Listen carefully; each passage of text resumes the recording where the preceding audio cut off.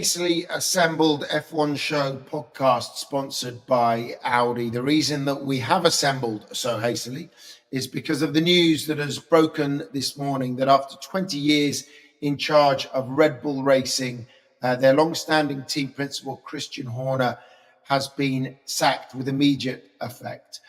He was the youngest team principal ever to be involved in an F1 team at the age of 31. He was appointed back in January 2005 when Red Bull purchased the Jaguar team. And he's gone on to great success, 4 back-to-back titles with Sebastian Vettel between 2010 and 2013, and the same with Max Verstappen between 2021 and 2024. In all, 6 constructors, 8 drivers, 124 wins, 107 pole positions, and 287 podiums.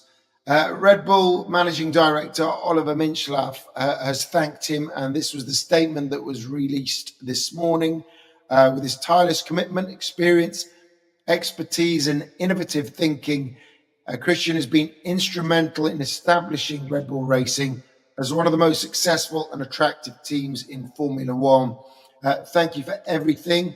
You will forever remain an important part of our team history. In response to that, Christian Horner has said that the reason for his sacking, he has not been given any reason. That is all we've heard so far. I'm joined to discuss this seismic news, really, by Karun Chandhok, by Ted Kravitz, and of course by Martin Brundle. First things first, guys. Martin, let's get your immediate reaction. I mean, I think this came out of the blue for everyone. Did it come out of the blue for you? I saw Christian on Monday at the Eddie Jordan Memorial, and he was very, very quiet and very introvert, I must say. Clearly a bit out of sorts, so I'm perhaps not totally surprised. I'm saddened because I think Christian's done an incredible job picking up the bones of what was the Jaguar F1 team and what he's achieved in the last 20 years there, and I consider him a friend. So it's a pity it's ended so abruptly like this.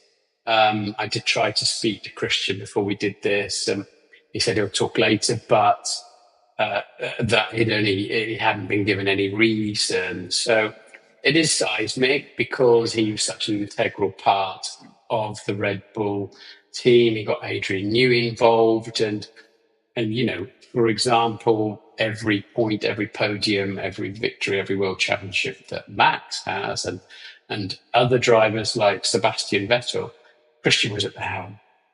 We had a contract till 2030, but obviously, he's been released early or removed from his position. Karun, what was your reaction? I mean, actually, we were having our regular Wednesday Sky F1 catch up when the news broke, and everyone's like, right, okay, let's drop what we're doing because it's just huge news. It is massive news, absolutely. I mean, there were a few rumblings in Austria when we were there over the weekend that there was still that friction that seemed to have been sparked back in Bahrain last year, divisions in the camp between, sort of, should we say, Team Verstappen, and then the Austrian side with Helmut Marko versus the Thailand side, which seemed to back Christian Horner. So this has been building, it feels like, for a while. There were rumblings in the paddock in Austria, so a couple of weeks ago that it was ramping up as these Max Verstappen rumors started to rise again. Would he leave and go to Mercedes? And there was a lot of talk about whether, it was a case of Christian stays or Verstappen stays. So I can't say it's been a complete shock, but still, as you say, fairly seismic news, because for all of us who seen Red Bull over the last 20 years, Christian Horner was Red Bull. He was the team principal who was there every session, every single qualifying, every single race day. He was the man who was there. But crucially, he was never a shareholder or an owner of a team, unlike a Toto Wolff. And I think that's been a crucial part of this. And in the end, the shareholder. It's race week. 5 storylines we're excited about ahead of the 2025 Azerbaijan Grand Prix from McLaren's Constructors' Championship bid to Red Bull's form. Here are the big stories ahead of the Azerbaijan Grand Prix in Baku. With the European swing of races now complete, it's time for the 2025 Formula One season to enter its final third. 16 races down, 8 still to go, and the remaining flyaway rounds kick off with a visit to Baku, which can often be a chaotic weekend. McLaren on the verge of the Constructors' Championship. So much of the focus this season has been on the battle between the two McLaren drivers, as Oscar Piastri and Lando Norris duel it out for the Drivers' Championship in what has become a two-driver race. With both performing at such a high level, 7 wins for Piastri, 5 for Norris, and 7-1-2s. Within that, the byproduct of such impressive point scoring is McLaren have a significant lead over the chasing pack in the Constructors' Championship.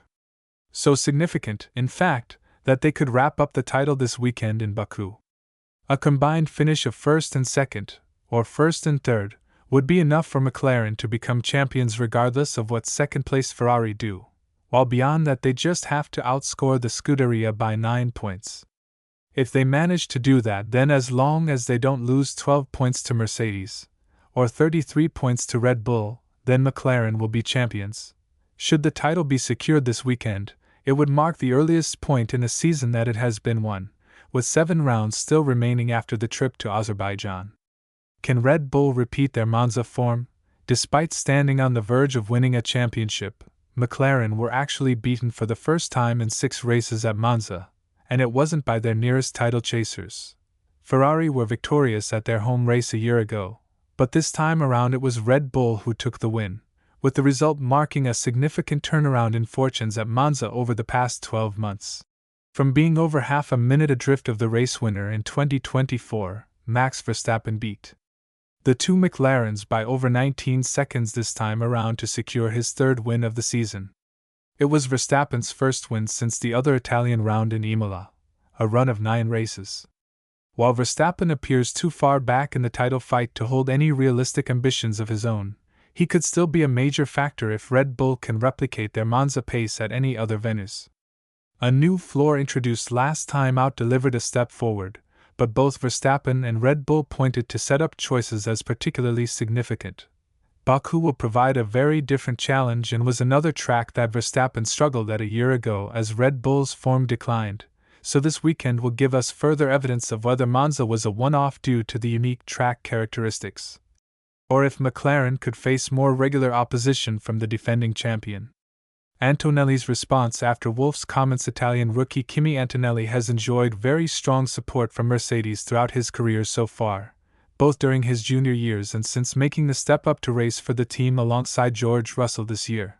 That support remains, but team principal Toto Wolff was the most critical we have heard him be towards Antonelli after the Italian Grand Prix, a race weekend that Wolff described as underwhelming. Antonelli spun off during FP2 and then struggled at times to make progress through traffic during the race itself, picking up a penalty for forcing Alex Albon off track, described by the stewards as erratic driving, as he was classified 9th. That was actually Antonelli's best result of a difficult European part of the season, with his only other score coming courtesy of a 10th place in Hungary. So the return to tracks in different parts of the world could actually mark a change in form for the 19-year-old. The last time he raced outside Europe, in Canada, he was on the podium for the first time, and the Italian has previously said he was putting too much pressure on himself to perform on European tracks he knows. Baku was a happy hunting ground in F2 for Antonelli last year as he secured a feature race podium, and offers the chance to reset after Monza. Behrman at risk of a ban. Not for the first time this season, we're entering a race weekend with a driver within just 2 penalty points of being banned for an event.